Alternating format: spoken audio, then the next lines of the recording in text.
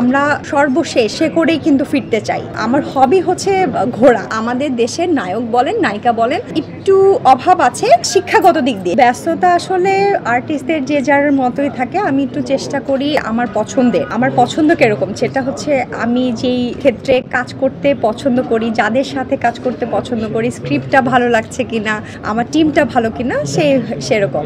তো আজ আমি শুরু করতে যাচ্ছি শেখর প্রসন্ন রহমানের। শেখরটা শুনেই আপনারা বুঝতে পারছেন শেখর আমরা কি বুঝি। আমরা সর্বশেষ শেখরেই কিন্তু ফিরতে চাই। কিন্তু আমরা এই গল্পে দেখব যে বাংলাদেশের বাইরে গিয়ে মানুষ কিভাবে সে তার মেয়েকে নিয়ে আসছে, বাবা কিভাবে তার মেয়েকে শেখরের গল্পগুলা দেখাচ্ছে, মেয়ে কিভাবে নিচ্ছে, আমাদের সমাজ সংস্কৃতি কিভাবে সে অ্যাডাপ্টেশনে নিয়ে আসছে, সেটার একটা সুন্দর গল্প দেখব। যমুনা ইসদি, the goodness of purified air.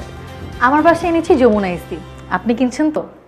তার সাথে আমরা দেখব আমাদের সামাজিক কিছু প্রেক্ষাপট, বৈশাখ কিভাবে যাচ্ছে বা কিভাবে আমরা পালন করি, তারপর আমাদের সমাজের কিছু গল্প, এই তো। আর সুন্দর সুন্দর লোকেশন।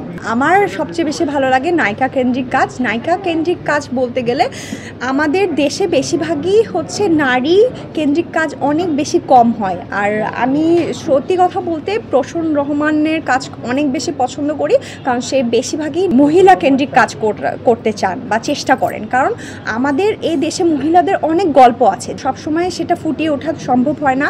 আর বিশেষ করে আমাদের মুভি সেক্টরে সেটার বাণিজ্যিক জায়গা থেকে বেনিফিটও কম হয়। তো সেক্ষেত্রে অনেক ডিরেক্টররাই কাজ করার থেকে পিছিয়ে যান। কিন্তু আমি হচ্ছে দাদাকে সবসময় কংগ্রাচুলেট করতে চাই, কারণ সুতোপার গল্প আমি দেখেছি, অসাধারণ। বেসিক্যালি আমি শুধু অ্যাক্টিংটা করি না, অ্যাক্টিংয়ের সাথে আমি ইভেন্ট ম্যানেজমেন্টের সাথেও সংযুক্ত আছি। আমার হবি হচ্ছে ঘোরা। কারো হয় না, কারো খেলা হচ্ছে বই পড়া, আমার হবিটাই হচ্ছে যত বেশি আমি দুনিয়া দেখতে পারবো। আর এখন আমার মনে হচ্ছে ইয়াং অবস্থায় যত বেশি পৃথিবীটা দেখতে পারবো, যত বেশি এক্সপ্লোর করতে পারবো, যত বেশি ট্রেকিং করতে পারবো, সেটা হয়তো আমি ভবিষ্যতে পারবো না, কম পারবো।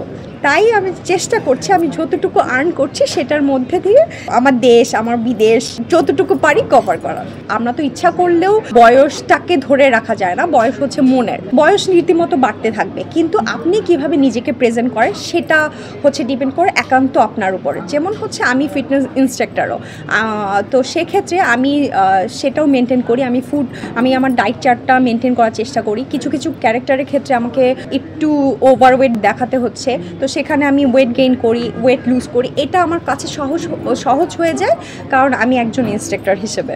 আমি জয় হাসানকে খুবই ফলো করি, আর তার এক একটা অ্যাক্টিভিটিস, তার এক একটা কাজ, বিশেষ করে তার আর্টিকেলগুলো যেগুলো রিলিজ হয় বা সেগুলো আমি ফলো করার চেষ্টা করি। আর তাকে পার্সোনালি আমার খুবই ভালো লাগে। সিয়ামকে ভালো লাগে, সিয়ামের অ্যাক্টিভিটিস ভালো লাগে, তার কাজের সে কাজ নিয়ে ভাবে, কাজের আগে অনেক স্টাডি করে, সেগুলো আমার খুব পছন্দের।